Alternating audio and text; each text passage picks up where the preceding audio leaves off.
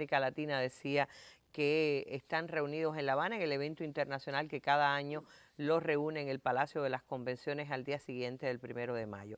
Están con nosotros Benjamín Prado, es miembro del Comité Central y subsecretario oficial de la Unión del Barrio en Estados Unidos.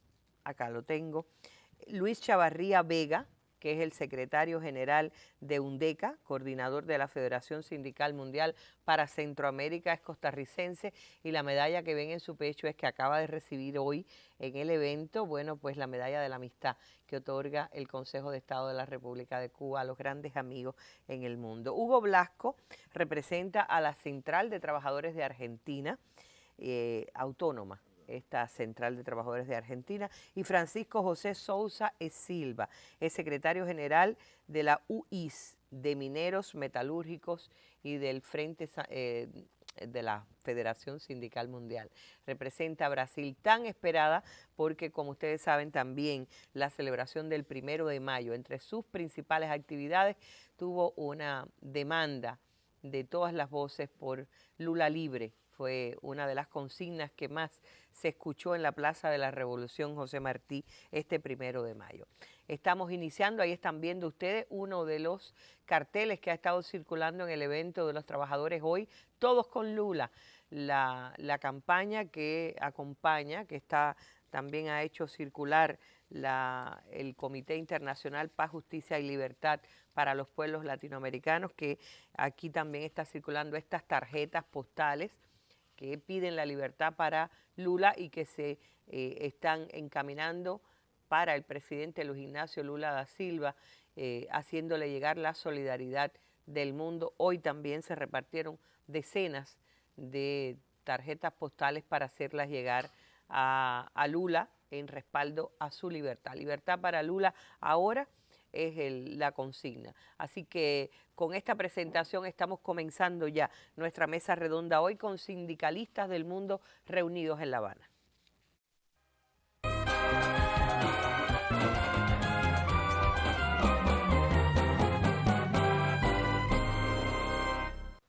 Pero antes, como es habitual, vamos a la noticia del día.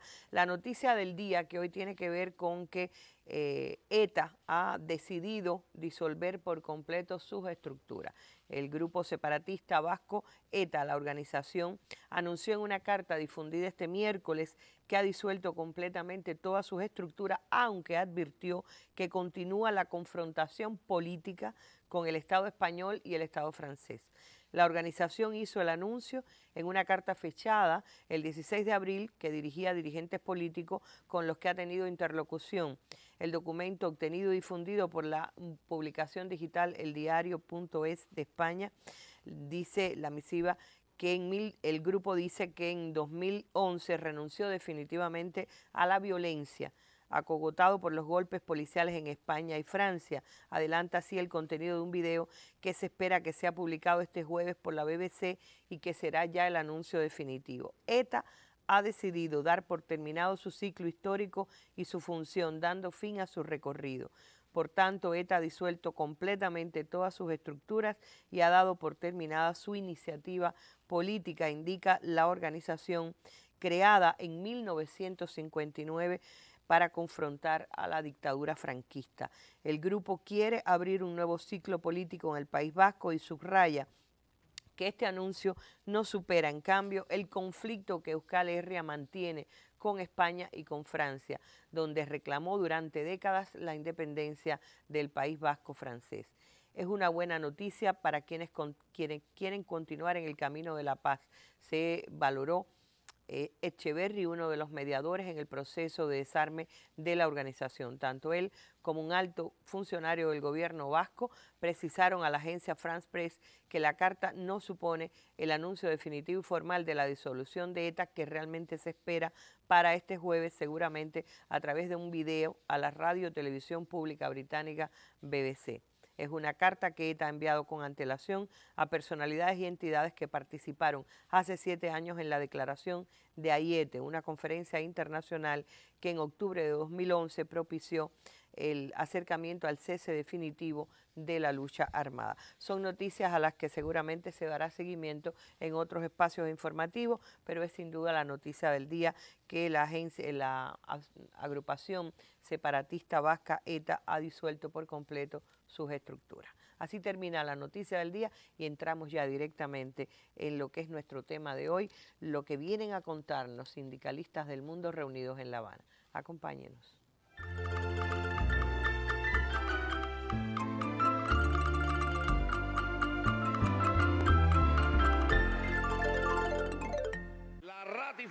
En el Palacio de Convenciones de La Habana, el secretario general de la Central de Trabajadores de Cuba, Ulises Guilarte de Nacimiento, ratificó que nuestro país continuará respaldando las luchas justas, laborales y sociales del mundo y su solidaridad con los gobiernos progresistas y de izquierda del continente. Cuba les expresa el testimonio de su infinito agradecimiento por haberse mantenido firmes en su apoyo incondicional y solidario con nuestra patria. La batalla principal sigue siendo hoy la denuncia del bloqueo económico, financiero y comercial que nos impone unilateralmente el gobierno norteamericano, el que hoy adquiere matices para su recrudecimiento. Al intervenir en la apertura de este foro, la viceministra de Relaciones Exteriores, Ana Teresita González Fraga, mostró el estado de la cooperación internacional que Cuba mantiene y explicó en detalle las acciones de la administración Trump que han marcado un retroceso en las relaciones entre Cuba y Estados Unidos. Ellos tienen el poder, nosotros tenemos la verdad y tenemos que seguir batallando para darla a conocer al mundo. En los últimos años, el enemigo no ha podido montar una campaña mediática contra Cuba, aunque no faltan líneas editoriales contra nuestro país, sobre todo desde Estados Unidos, el sur de la Florida y algunos medios españoles. González Fraga reiteró que Cuba necesita de la solidaridad internacional para librar su lucha contra el bloqueo y su carácter extraterritorial. Crecen las asociaciones de cubanos residentes en los diferentes países. Hoy tenemos 159 en 78 países que apoyan nuestros principales reclamos internacionales y contribuyen a la difusión de nuestra realidad. Creció el número de visitantes de cubanos residentes a Cuba. Del 2013 a la fecha se han producido 2.072.000 viajes a la isla. 11.176 cubanos solicitaron el año pasado repatriarse a nuestro país. Este encuentro internacional con líderes sindicalistas del mundo, luego del masivo desfile por el 1 de mayo, convoca una vez más a la paz y la solidaridad entre las naciones. Gisela García Rivero, Sistema Informativo de la Televisión Cubana. Bueno, y el encuentro internacional les decía que sesionó hoy toda la primera parte del día en el Palacio de Convenciones de La Habana. Tenía entre sus invitados, a los invitados que tenemos ahora en la mesa, es el caso de Benjamín. Benjamín como representante, decía yo, porque aunque Benjamín no es exactamente un líder sindical, es un hombre que representa aquí los intereses sobre todo de los trabajadores migrantes. ¿Qué cosa es el barrio que usted es una suerte de CDR dentro de los Estados Unidos? Bueno, definitivamente es una organización política que lucha para reivindicar nuestro derecho como mexicanos a existir en territorio norteamericano, recordando que nosotros éramos y seguimos siendo mexicanos, que siempre hemos estado ahí, inclusive antes que era Estados Unidos, que Estados Unidos de hecho invadió y usurpó nuestro territorio e impuso una frontera política convirtiéndonos en extranjeros en nuestra propia tierra. ¿Su organización es de California solamente o está expandida por otras partes de Estados Unidos? Está en California, pero hemos tenido en su historia diferentes grupos, por ejemplo en Texas, en Colorado, en Arizona también. ¿Qué relación tienen ahora mismo con los trabajadores, migrantes en particular? Bueno, en particular, pues nosotros somos hijos, somos migrantes también que hemos trabajado, nuestras familias han llegado a trabajar en diferentes sectores de la economía. De hecho, yo soy hijo de migrante y mantengo esa pues ese compromiso con nuestras comunidades que son trabajadores, que generan riqueza, muchas veces no para nosotros, sino para intereses ajenos a nuestros propios intereses como trabajadores, y pues de hecho tenemos una obligación de organizar ahora sí los trabajadores que han sido criminalizados por una política migratoria cuyo fin es lucrar del sufrimiento de los trabajadores y utilizar la mano de obra de los migrantes como mano de obra barata y desechable. Claro. Usted básicamente, se sabe que con Obama alcanzó picos la expulsión de inmigrantes hacia el exterior. ¿Cómo les va con Trump, que tiene un discurso tan duro? ¿Menos, peor o igual o ha superado? Es decir, ¿se parece la actuación al discurso mismo de la administración? El discurso de Trump es una expresión nacionalista blanca, y es nacionalista y ha acelerado tremendamente los números de detenidos, los números de deportados, y vamos a ver que va a superar muy pronto los números de los 3 millones que expulsó Obama. Obama, el presidente en la historia que más ha expulsado a migrantes, y entregó toda una maquinaria bien, ahora sí, bien funcionando a todo dar, y van acelerando todo ese ritmo de detenciones, de criminalización de los trabajadores, de inclusive poniéndolos en centros de detención manejadas por organizaciones o empresas privadas, lucrando del sufrimiento de los migrantes. Es decir, si hay toda una campaña. ¿Hay también persecución, cacería? ¿Se permanece la cacería de migrantes? Sí, hay por la parte oficial, los agentes migratorios han creado toda una cultura de impunidad en la frontera, donde inclusive han torturado, han asesinado a migrantes con total impunidad, y también existen grupos vigilantes, esos rancheros Ku Klux Klanes, tipos Ku Klux Klanes, que han aumentado la violencia contra y el odio en contra de los trabajadores migrantes. Ahora, hay una situación, sé que en Estados Unidos hay quienes utilizan al migrante como fuerza de trabajo barata, decía usted, Correcto. pero sobre todo sin ningún tipo de derecho. En el caso de California se sabe que es una de las zonas de Estados Unidos donde más se protege, un poquito más, que han logrado leyes protectoras de los migrantes. ¿Cómo está realmente funcionando esto? ¿Qué presiones hay sobre los migrantes para que tengan comportamiento de no protesta, para que sean aliados fieles del gobierno? Sin duda, el estado de California es el estado con más migrantes, y luego viene Texas, Nueva Jersey. Y lo que hemos visto de que la legislatura de nivel estatal se ha comprometido por lo menos de no colaborar con las agencias federales, ya que los latinos son una gran cantidad de personas que pues, también pueden votar, que han elegido algunos representantes que están y dicen estar comprometidos con la comunidad migrante, aunque sí no hay una colaboración entre los oficiales estatales y municipales.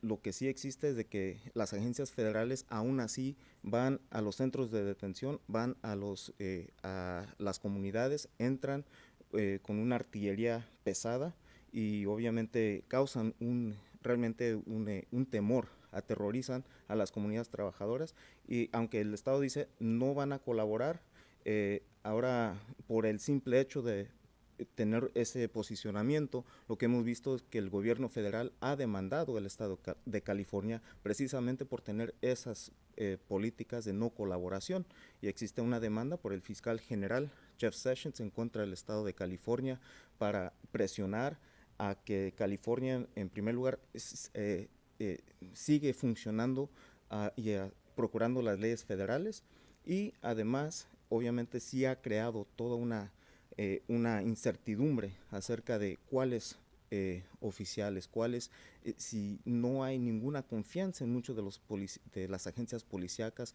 para reportar crímenes. Entonces ese efecto ha causado un gran temor adentro de la comunidad. Lo que sí es cierto es de que si algunos jóvenes que se llaman soñadores, que han recibido los dreamers, nacidos correcto, en los Estados Unidos. Así es. Pero que se consideraba, Trump ha dicho también que que no tienen derecho a que sus padres se queden en los Estados Unidos. Así es. Y ellos mismos tienen limitados los derechos.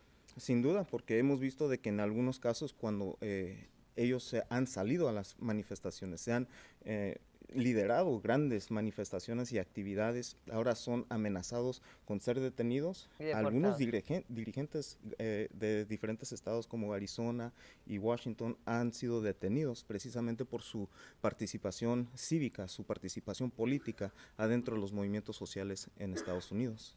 Bueno, pues saben ya cómo las tiene, no es el caso, es decir, la migración cubana que siempre ha sido tratada con privilegios para que sirva también a los intereses de las distintas administraciones norteamericanas. En el caso de la migración, el resto de la migración latinoamericana ya se sabe todo lo que sufre y además de esto, el terror a no convertirse en personas que puedan protestar ni integrar movimientos de masa porque perderían el privilegio de vivir dentro del imperio.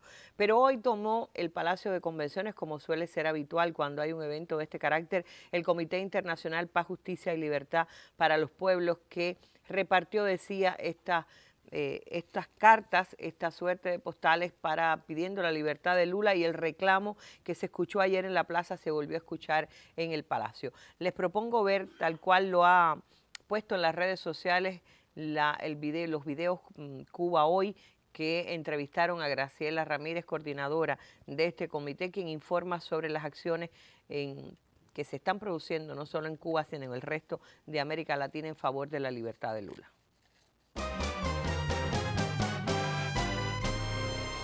Ayer Lula emitió un mensaje desde la prisión de Curitiba y en ese mensaje Lula dice a los trabajadores y a su pueblo: de 100 millones hay una fuerza laboral activa, solo 30 tienen una cartilla de trabajo y 13 millones, una cifra enorme, 13 millones. 13 millones están en trabajos marginales, en trabajos, lo que se llama la precariedad. Los bolsones de miseria son enormes. La gente, dice Lula, tienen que cocinar al trabajador y campesino en este país a esta altura del milenio, que tienen que cocinar con leña porque no tienen para un balón de gas. Y el orgullo de un padre y de una madre, que era que su hijo, de ser de una zona rural, de una zona muy pobre, pudiera ser doctor, pudiera estudiar medicina, pudiera ser abogado, pudiera tener un título profesional, un título universitario. Eso es como si lo hubieran secuestrado, también le han secuestrado la esperanza al pueblo de Brasil. Y Lula dice: este es un momento muy triste, porque en poco tiempo nos han arrancado todo esto, que tanto costó devolverle al pueblo. Pero hay una enseñanza, es posible. Y lo tuvimos no hace tanto, hace poco. Entonces la esperanza de recuperarlo, la resistencia de él desde la cárcel, la resistencia de los que lo acompañan, la resistencia de esa carpa que todos los días se plantan frente a la prisión de Curitiba y le dicen: buen día Lula, buen día compañero, buen día presidente, aguanta, resiste, aquí está tu pueblo. Bueno, eso es lo que de nosotros decimos hoy desde América Latina. O sea, hay la expresión más grande del avance neoliberal, del imperialismo, de esta cosa fea, horrible, fascista que está sucediendo, es la cárcel de Lula. Eso nosotros nos sentimos todos presos junto con él. Bueno, justamente esperábamos ansiosamente poder conversar con Francisco en representación de los trabajadores brasileños, porque uno dice, bueno, usted mismo viene en representación de un sindicato. Lula es un líder metalúrgico, salió de las bases de los metalúrgicos brasileños. Y se pregunta uno con cuántos millones de trabajadores tiene Brasil, qué hacen que no sacan a Lula de prisión, qué es lo que hay contra Lula en realidad, cuál es el punto de vista de los sindicatos, de los líderes sindicales en Brasil. Lula recentemente falou, antes de ser preso, que ele não é mais um indivíduo, uma pessoa, ele é uma ideia, e que não adiantaria deixar ele na grade preso, porque não se prende uma ideia. E essa mensagem de Lula, eu creio que marcou e muito todo o povo brasileiro e principalmente a classe trabalhadora. Os metalúrgicos, a gente sabe, é uma categoria operária revolucionária. O que aconteceu com o fenômeno Lula no Brasil, toda a luta para chegar à presidência da República e depois todo o processo de desenvolvimento que o país passou sob o comando do presidente Lula criou uma expectativa muito grande, não só no Brasil, como na América Latina, eu creio, e em boa parte do mundo. E efetivamente percebe-se que Lula hoje representa muito mais do que apenas uma candidatura à presidência da República do país para tentar recuperar todo o retrocesso causado pelo governo golpista em pouco mais de 2 anos de governo. Mas o mundo, eu acredito, observa todo esse processo no Brasil, assim como acompanha isso como parte de um processo muito bem organizado pela burguesia internacional, por que não dizer a direita, porque é uma coincidência muito grande do que aconteceu com a Venezuela, do que aconteceu com a Argentina e, em seguida, do que vem acontecendo com o Brasil. Fora as outras questões, por exemplo, nos países aqui da América Latina e do Caribe. O que o movimento sindical aposta é na unidade, uma vez que parte do movimento sindical, infelizmente, demorou a perceber dessa questão que era um golpe contra o povo brasileiro, uma traição contra o povo brasileiro. E, infelizmente, no momento que poderia, inclusive, ajudar a, vamos dizer, se contrapor ao impeachment da presidente Dilma, esse movimento sindical apoiou a deposição da presidente e logo percebeu que se tratava efetivamente de uma grande traição. O 1º de maio no Brasil, por notícias que nós recebemos, foi pela primeira vez aconteceu com a unidade e a participação de todas as 7 grandes centrais sindicais. É decir, por primeira vez todas as centrais sindicais desfilaram Pela juntas. primeira vez na história do Brasil, toda a história do Brasil. As 7 centrais sindicais de direita, 7. de direita, de centro e de esquerda se unificaram por um 1º de maio em defesa da liberdade para o presidente Lula. Permítame uma pergunta, ¿puede haber organizaciones sindicales de derecha? Sí. ¿Puede haber? Pode haver. ¿Puede la derecha defender a los trabajadores? A questão é que no mundo capitalista, e eu estou falando de um país que vive o mundo capitalista, que é o Brasil, o movimento sindical ele acredita ainda na conciliação de classes.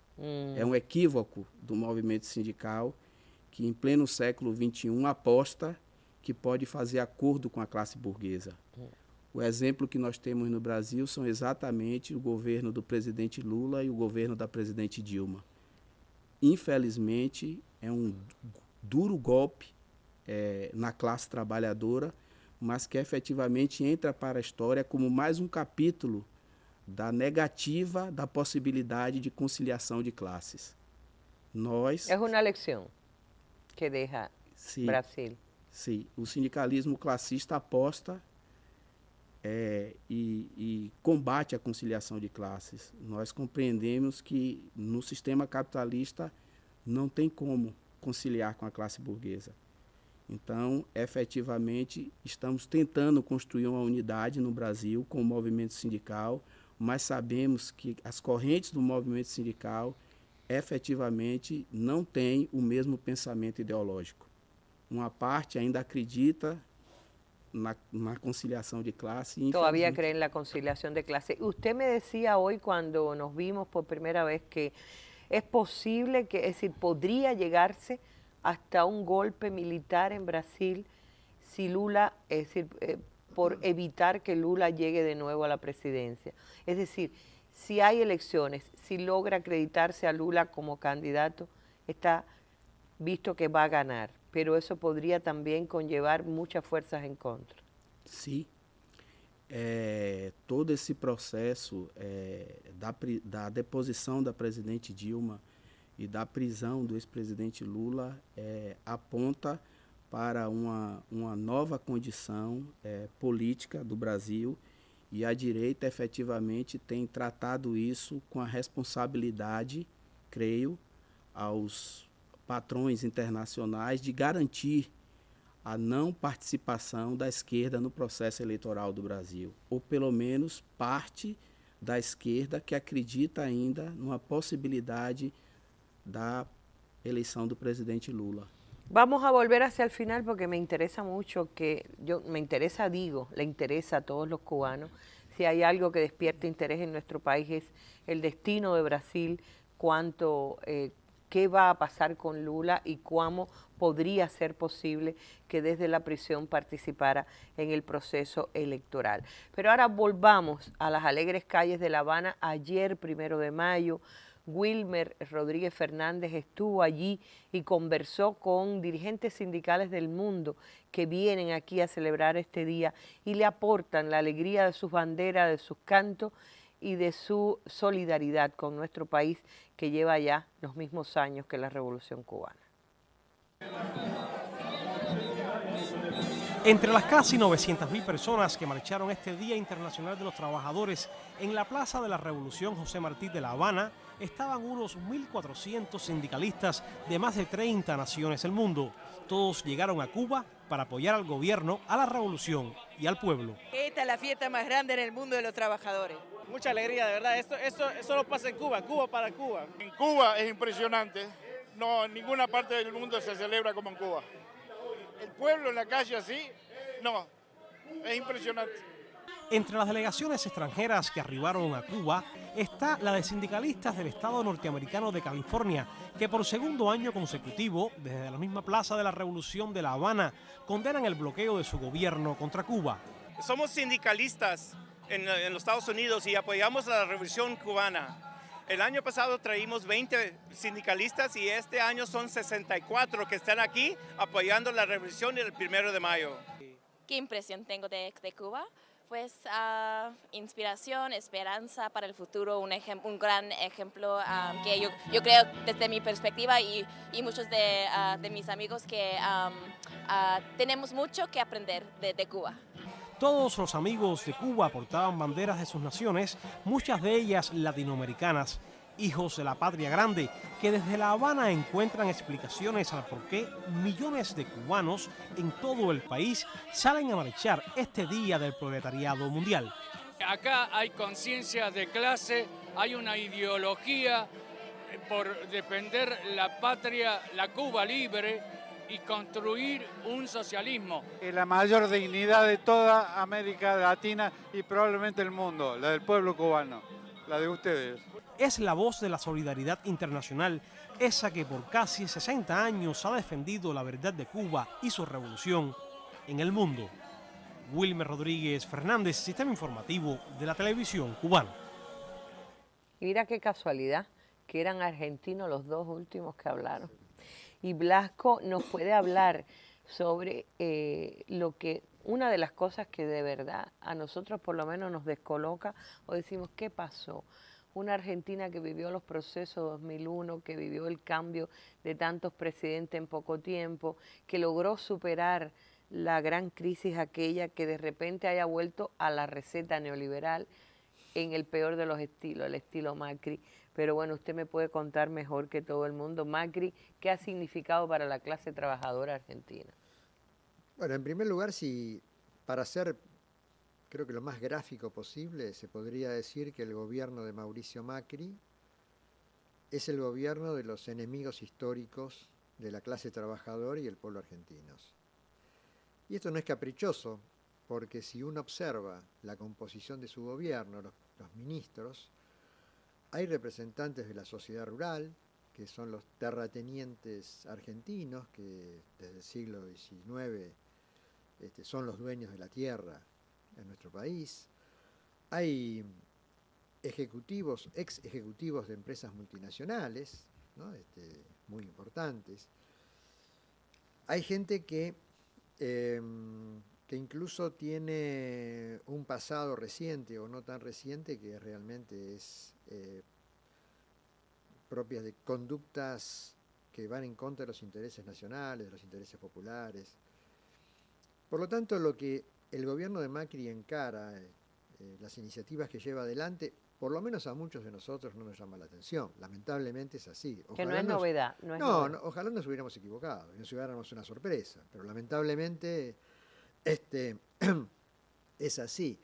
Yo creo que esto que mencionabas, que lo pasó en el 2001, toda la experiencia, esa crisis durísima que vivió la Argentina, con un fin de ciclo, que lamentablemente lo que está haciendo este gobierno en la actualidad es un poco ir alimentando o ir engordando la posibilidad de que más temprano que tarde ocurra algo parecido, con políticas de endeudamiento monstruosas, con aumentos de los niveles de pobreza, inclusive llevando adelante intentos de reformas, por ejemplo, reformas laborales, que son absolutamente regresivas, que implican una pérdida de derechos sumamente importantes, con lo cual, para el conjunto de la población, incluso a nivel de lo que significan los aumentos de las tarifas de los servicios públicos, el agua, el gas, la electricidad. Los llamados tarifazos. Los llamados tarifazos. Y después, este gobierno no se equivoca en lo que hace. Hace lo que tiene pensado hacer porque es su norte. Entonces, disminuir la participación del Estado en sectores estratégicos de la economía, deteriorar la educación pública, la salud pública, la ciencia, la técnica, la investigación nacional, la investigación soberana, darle mayor participación al capital extranjero, disminuyendo todo tipo de trabas no para que empiecen a ganar, sino para que ganen mucho más que lo que vienen ganando hasta ahora. Por ejemplo, protegiendo de alguna manera el sistema financiero. El sistema financiero argentino hace muchísimos años que viene ganando fortunas. Bueno, le están haciendo todo lo posible para que gane más fortunas todavía. Por lo tanto, para nosotros los trabajadores es un desafío muy importante porque esta situación que estamos enfrentando, no solamente porque tenemos que pelear por nuestras reivindicaciones, sino porque nuestras reivindicaciones, y esto es bueno que se termine de entender, están atadas, digamos, salarios, condiciones de trabajo, condiciones de vida en definitiva, están atadas a la posibilidad de que podamos avanzar decididamente hacia una sociedad justa, hacia un cambio, ojalá que sea todo lo más radical posible, ¿no? ¿Y este gobierno Macri empujaría esa posibilidad o la retardaría más, en su opinión? Hay un tema que por ahí puede ser motivo de opinión, ¿no? Es decir, hay que ver si este gobierno de derecha es la derecha gobernando, no son los representantes de la derecha, son ellos. Son el poder, representan al poder económico, son parte del poder económico más concentrado en nuestro país. Puede ocurrir que una mayor radicalización en las políticas que lleva adelante este gobierno, y sobre todo cuando empecemos a sufrir mucho más duramente las consecuencias, se pueda producir una polarización que ayude a avanzar en un proceso no solamente de resistencia, sino de ofensiva contra las políticas de este gobierno. Ahora, para eso se tienen que dar algunas condiciones que es responsabilidad nuestra, que es básicamente la de fijar claramente, esto es de manual, es de libro, cuáles son las contradicciones principales y cuáles son las secundarias, cuál es el espíritu unitario que tenemos dentro del campo popular, sobre todo de los trabajadores. Es decir, vamos a seguir privilegiando lo sectario, lo mezquino, o realmente tenemos que tener un espíritu generoso, un espíritu patriota, en definitiva, porque es la única manera de avanzar hacia formas superiores de organización y de calidad de la sociedad, que bueno, algunos llamamos socialismo, otros llamarán de otra manera, pero en definitiva, más allá de esos detalles, lo importante es que tenemos muchísimo por hacer y es hora que empecemos a hacerlo. Una de las cosas que llama mucho la atención, aquí por ejemplo se ve bastante Telesur, que sé que una de las primeras medidas de Macri fue sacar a la Argentina de Telesur, que sí, se les puede estar llegando quizás por por internet, pero que no tienen la señal como se tenía por Canal 7, etcétera. Pero una de las cosas que uno ve es mucha manifestación y uno pregunta cuándo saldrán de la protesta a un paso más adelante de conquistar, porque uno no ve continuidad a la noticia o no siente que pasa algo que cambie. El tarifazo, los tarifazos todos juntos, la protesta y no hay corrección de políticas. Sí, este es un gobierno muy terco. Nosotros el día que hicimos una movilización en Buenos Aires en contra de la pretendida reforma previsional, ese mismo día, y éramos 500.000 de personas frente al Congreso de la Nación, ese mismo día, más tarde, el Congreso, en la parte del Senado, en la Argentina es diputados y senadores, los senadores aprobaron la ley. O sea que, y habíamos un rato antes 500.000 de personas pronunciándonos en la calle. Yo creo que esto es una cuestión que también hay que tener presente cómo el gobierno, a través de algunos medios de comunicación, va tratando de generar un sentido común, que es básicamente el sentido común de la resignación. Esto es así, es el fatalismo. Es decir, plantear que, bueno, otra cosa no se puede hacer. Y esto es sufrir hoy para disfrutar mañana, que ya sabemos que eso, siempre que nos ha pasado, lo único que hemos tenido ha sido sufrir hoy para sufrir más mañana. Claro. Ahora, insisto, en esto, no tanto el sector de trabajadores, donde también tenemos diferencias, donde también, como decía Francisco, hay compañeros que son conciliadores de clase y que no ven que podemos andar un tiempito juntos, pero más temprano que tarde vamos a tener la traición a la vuelta de la esquina. Pero a mí lo que me preocupa, lo que mucho nos preocupa es el sector partidario, político partidario. El sector político partidario pareciera ser que una parte muy importante en la Argentina vive otro país. Vive otro país. Mucho discurso, mucho a favor o muchísimo en contra, pero a la hora de la realidad encontramos con que hay serias dificultades para buscar síntesis. Y la síntesis no significa que somos todos iguales, no somos todos idénticos, pero hay espacios enormes que son comunes y Claro. que son esas cosas que hay que defender, porque lo que estamos defendiendo es la vida, estamos defendiendo al ser humano. Entonces, no sirve para nada ir a la televisión a decir que este gobierno es esto y lo otro, y después resulta ser que en la legislatura, en el Congreso Nacional, no se ponen de acuerdo en tratar de dos proyectos, hacer uno solo, porque no, yo quiero ser el autor, yo quiero aparecer como que soy el dueño de la idea, Claro. y mientras tanto el sufrimiento sigue estando en el pueblo. Bueno, yo creo que la mayor lección, y la vimos también por Telesur, fue cuando las elecciones legislativas, que alguien decía, a pesar de todo, Cristina ganó porque ganó un curul, es decir, y alguien salió, un analista decía, lo que perdió fue la izquierda, porque la izquierda sigue fragmentada, y si todos nos hubiéramos juntado, ¿cuántos hubiéramos ganado frente a la derecha? Es decir, la derecha se une y termina siendo más fuerte y más poderosa, pero son lecciones que desgraciadamente todavía nos cuesta aprender. Bueno, gracias, volvemos, quiero volver con Blasco de todas maneras luego, porque es sindicalista de lo judicial, y quiero que hablemos un poquito antes del final sobre la judicialización que se ha establecido como uno de los modos de sacar a los líderes de izquierda del poder. Agrupémonos todos en la lucha final y se alcen los pueblos por la internacional. Agrupémonos todos en la lucha final y se alcen los pueblos con valor por la internacional.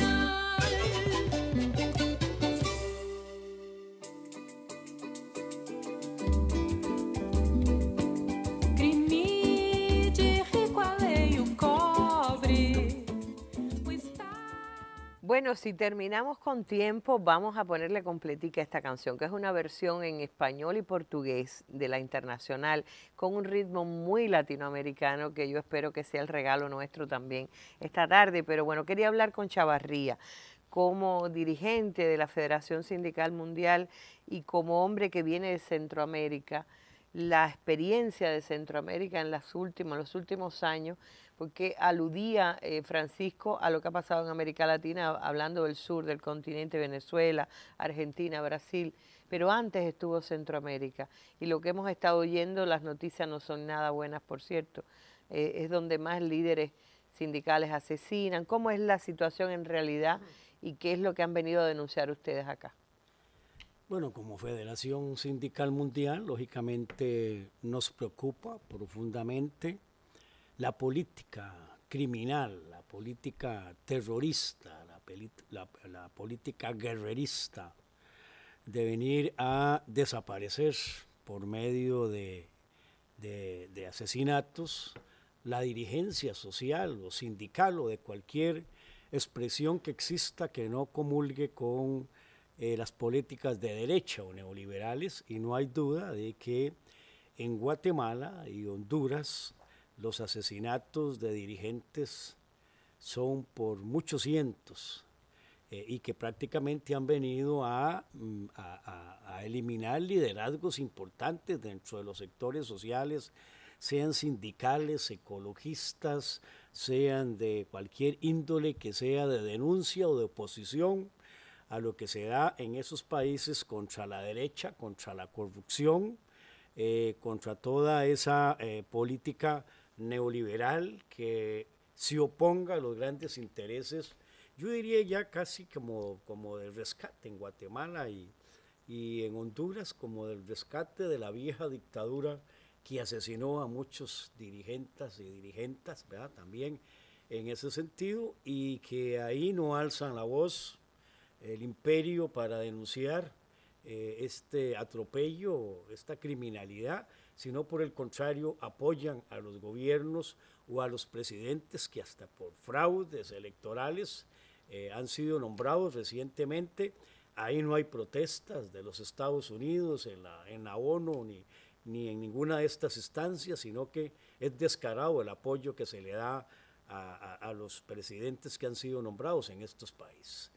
Lógicamente también aquí se suma ahora Nicaragua, un gran intento también muy parecido a la dinámica a lo que ha sucedido en Venezuela, de venir a buscar mecanismos de cómo derrocar, o como pedían ahí la renuncia de Daniel Ortega, presidente de Nicaragua, quien fue elegido mayoritariamente o por el voto del pueblo nicaragüense. Sin embargo, es la misma política de venir a eliminar, de venir a desaparecer los liderazgos de pensamientos de izquierda o progresistas que vengan a ofrecerle a los pueblos, ¿verdad?, un mejor nivel de vida, un mejor porvenir, una distribución de la riqueza, garantizarle posibilidades de estudio, de desarrollo.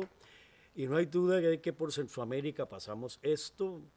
Mi país también no está exento de esto. En mi país existe, después de la lucha contra el Tratado de Libre Comercio hace 10 años, lógicamente lograron su objetivo, y hoy la política es neoliberal, ¿verdad?, que se ve afectada por intereses nacionales, internacionales, en este caso que se da en toda Latinoamérica, que tiene que ver con las famosas concesiones para hacer carreteras, para hacer puentes, pero eso es un sinónimo de de una gran arremetida internacional de corrupción para venirse a aprovechar de los fondos públicos, a saquearlos, ¿verdad? En muchos casos, creo que en la mayoría de los casos, todo esto sucede con la total impunidad también de los partidos políticos, de la mayoría que han gobernado en nuestro país.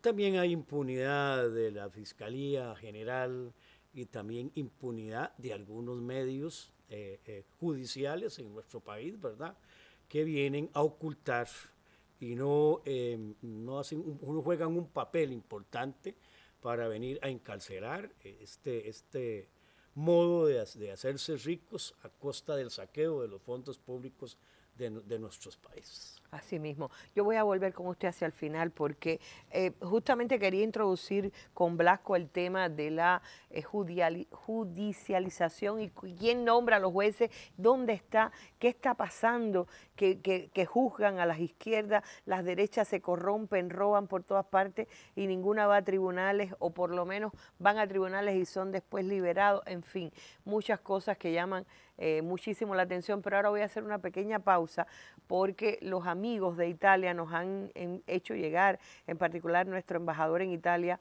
nos ha hecho llegar las imágenes de que fue el Circo Nacional de Cuba, que está a punto de cumplir sus 50 años, pues no, fue el que encabezó la manifestación de más de 30.000 personas el 1 de mayo en Turín, en Torino, como también se conoce en Italia. Quiero que estas imágenes sirvan un poquito de pausa ahora hacia el final de la mesa.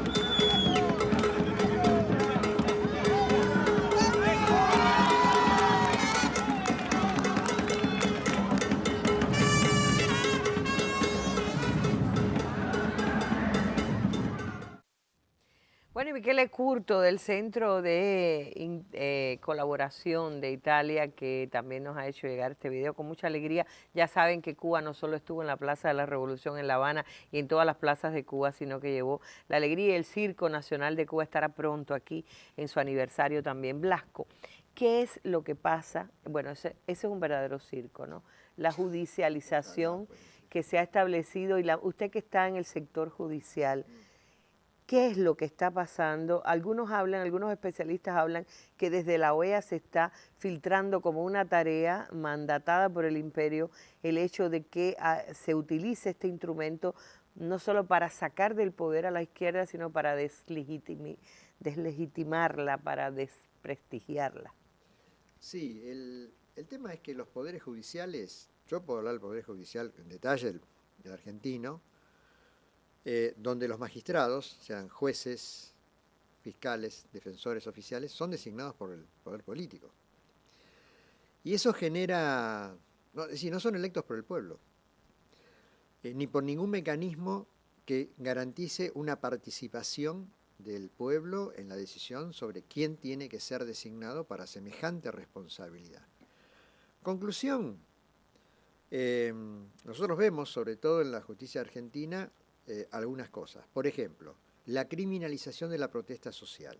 Hay miles y miles de trabajadoras, de trabajadores, de militantes populares que están procesados por ejercer su legítimo derecho a defender precisamente sus legítimos derechos, ¿no? Es decir, de protestar, de reclamar, de exigir, por cortar una calle, por cortar una avenida, por marchar, por ocupar un espacio público o privado. Es decir, dentro de todo lo que es la batería de medidas que uno pueda tomar de acción directa para, en reclamo, ocupar una fábrica, en reclamo de sus legítimos derechos. Criminalizados, procesados penalmente. Pero también está esto que se da sobre todo con el tema del San Benito de la corrupción. Entonces, se denuncia a un funcionario en ejercicio o básicamente un exfuncionario, se inicia un proceso penal que generalmente termina en nada. Ahora, mientras tanto, se produce esto que decías, sobre esa persona, se produce un desgaste en lo personal, un deterioro de su imagen pública, del cual no hay retorno. Esto se llama técnicamente warfare, viene siendo estudiado desde hace ya muchos años. Es algo así como la guerra a través del... Asimétrica, pero es a través de los medios. De los medios judiciales, y donde los medios de comunicación articulan con el accionar político y el accionar judicial en función de poner como objetivo la destrucción de una determinada persona. Es decir, lo que pasa con Lula, lo que pasa con otros líderes latinoamericanos. Desarrollarle procesos. Si no Exacto. terminan en nada, incluso si llegan a salir Sí. absueltos, no importa. Ahí está el caso de Dilma, Claro, absuelta claro. y nadie la repone en su puesto. Ya Temer ocupa el lugar. Mañana quitan a Temer, pero no pasó nada. Exactamente. Y en el caso pregunto yo, ¿qué puede ocurrir en las próximas tiempos en Brasil en relación con esto? ¿Puede Lula finalmente presentarse a elecciones? ¿Se va a presentar? ¿Creen ustedes que va a ganar? ¿Qué va a pasar cuando eso ocurra? No Brasil há uma diferença jurídica entre a legislação penal e a legislação eleitoral. E o Partido dos Trabalhadores tem procurado atuar justamente no tempo de cada legislação para tentar, de alguma forma, colocar a campanha, mesmo com ele preso, e que não dê tempo do Tribunal Eleitoral julgar se pode ou não, pode. e aí ele participar do processo. É uma alternativa que está se verificando como a possível, dada a dificuldade por todo o processo, por toda o levante popular em defesa da liberdade do ex-presidente Lula e da forma como a direita tem conduzido. Então, recentemente, a defesa de Lula tentou, por via judicial, um habeas corpus, porque na história do Brasil, da justiça brasileira, nenhum cidadã brasileira foi julgado com tamanha rapidez pela justiça. Lula deveria ter garantido o direito de todos os recursos até o Supremo Tribunal, até sim ser condenado no Supremo para poder ser preso. Isso não aconteceu no Brasil. E a defesa de Lula solicitou, então, o habeas corpus ao Supremo, e foi uma votação. E um dia antes da votação, um general das Forças Armadas abriu para a imprensa, em viva voz, que se o tribunal acatasse o pedido de habeas corpus para Lula, os militares deveriam tomar o país. Deveria haver uma intervenção militar no país. Ameaçou o Poder Judiciário. Então, essa é o que se vive no país atualmente. Es decir, es muy desafiante lo que tienen ustedes por delante. Sí. Brevemente, la batalla de ustedes dentro de la comunidad migrante y lo que podrían garantizar para, bueno, el muro, el famoso muro que quiere Trump que lo paguen los mismos que están siendo enmurallados. Así es, no, pues sí, definitivamente ha habido organización para asegurar que el miedo y el temor no nos paralice. Es decir, hay que organizarnos. Este 1 de mayo hubo manifestaciones por todo Estados Unidos. De hecho, el movimiento migrante ha sido el que ha reinsertado el 1 de mayo adentro de Estados Unidos, ya que inclusive hay el Día del Trabajo en Estados Unidos se celebra en septiembre, ¿no? Para darle gracias al patrón que uno tiene trabajo. Pero ha sido los migrantes, de hecho, que han reivindicado. El 1 de mayo. Correcto.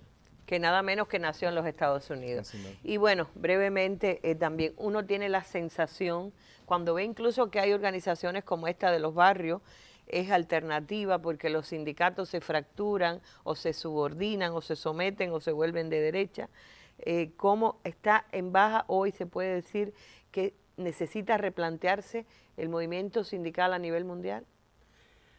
Bueno, creo que sí. Como Federación Sindical Mundial, de hecho, desde hace años nos hemos replanteado y está muy definida la línea de la Federación Sindical Mundial, que es venir a combatir el neoliberalismo, venir a combatir las dictaduras militares, venir a luchar por la paz, venir a demandar cambios políticos en todos los países que vengan a gobernar para el mejoramiento de las condiciones de vida del pueblo y no para el enriquecimiento de pequeños sectores de la sociedad. Y aquí lógicamente hay un gran reto a otras corrientes sindicales que han sido afines por muchos años, ¿verdad?, a los gobiernos o han tenido alguna relación. Un reto a esas organizaciones de que tenemos que, si pensamos en el pueblo, si pensamos en la clase trabajadora, es un reto a que tenemos que unirnos, no solo para venir a crear resistencia, sino para venir a promover cambios sociales y políticos en beneficio de los países y de la comunidad internacional.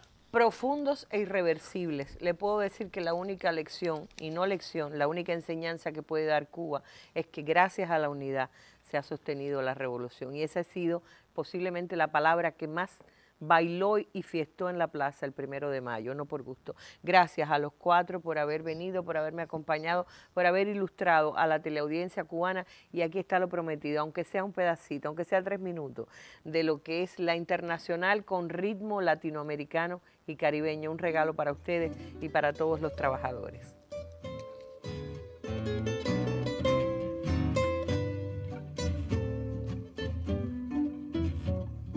Arriba los pobres del mundo, de pie los esclavos sin pan, y gritemos todos unidos, viva la internacional, removamos todas las trabas que nos impiden nuestro bien.